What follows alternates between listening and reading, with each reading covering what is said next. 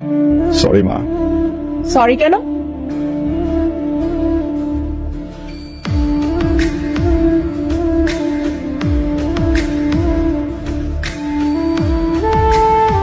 ও মা কি সুন্দর। থাক থাক মা থাক থাক। স্যার কোথায়? দাঁড়াও।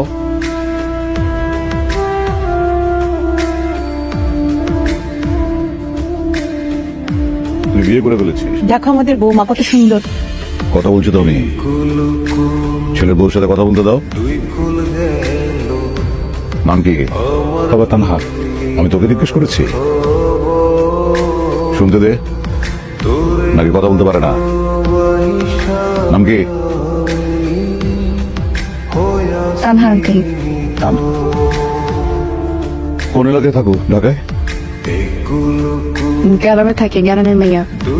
ওরা পরিবার গ্রামেই থাকে, পড়াশোনার জন্য ঢাকা আসতেন। নাইস। গ্রামের মাটির একটা সোদা গন্ধ আছে, একটা পবিত্র পবিত্র ভাব আছে। Very good. রাফসান, বাবা কি করেন? মা কি করেন?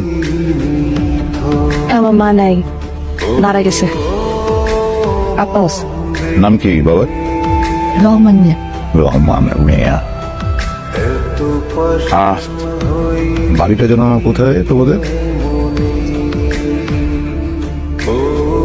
ওকে, দাঁড়াও।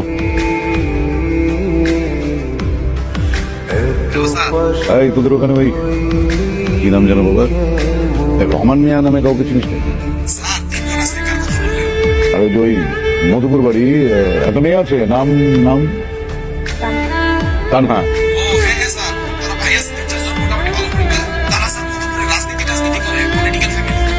তার আন্ডারে কাজ করে? আরে ঠিক আছে, তুই রাখ। তানহা, আমি না অনেকগুলো কুকুর পালি, জিএসডি ব্লাড লাইন। ওদেরকে আমার নিয়মিত পেডিগ্রি খাওয়াতে হয় অনেক পরিমাণ। বিদেশি কুকুর তো দেশি খাবার খাওয়ালে বদহজম হয়ে যায়। তো এই পেডিগ্রি কেনার পরে যে টাকাগুলো বাঁচে, সেই টাকা দিয়ে না আমি কিছু লোক পালি যারা আমাদের কাজ করে। সেই লোকগুলো ওদের কাজের জন্য আবার কিছু লোক পালে। সেই দলে তোমার বাবা ওই যে রহমান মিয়াও কাজ করে। আমার ছেলের মাশাআল্লাহ রুচি আছে বলতে হবে। হ্যাঁ, আমার ছেলে কিন্তু চিল, আকাশে উড়ে গেছে, অনেক অনেক উপর দিয়ে ওরে। অনেক বেশি হয়ে যায়।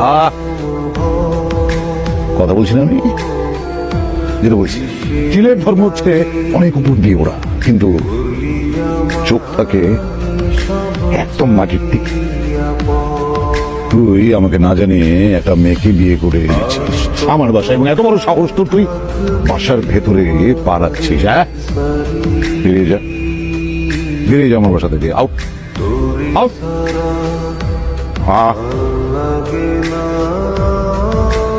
তোমার বাবা অবশ্য অনেক দূরদর্শী, তাই না? অনেক দূরদর্শী। মেয়েকে বিয়ে দিয়েছে একদম জায়গা মতো, একদম জায়গা মতো। অবশ্য তাকে সম্মান করা উচিত, আমিও সম্মান করি, কারণ মেয়েকে বিয়ে দিয়ে ব্যবসা দাঁড় করিয়েছে, পারিবারিক ব্যবসা। কিন্তু অনেক বাবা তো মেয়েকে দিয়ে হোটেল ব্যবসা শুরু করে দেয়। তোমার বাবা সেটা করেনি। সেদিক থেকে তোমার বাবা অবশ্যই সম্মানের যোগ্য। মেয়েকে বিয়ে দিয়েছেন, ব্যবসা গোছাচ্ছে।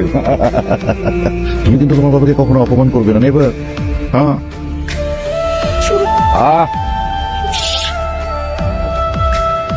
নাহলে তুমি ওদের সাথে বাড়ি থেকে বেরিয়ে যাও। আউট।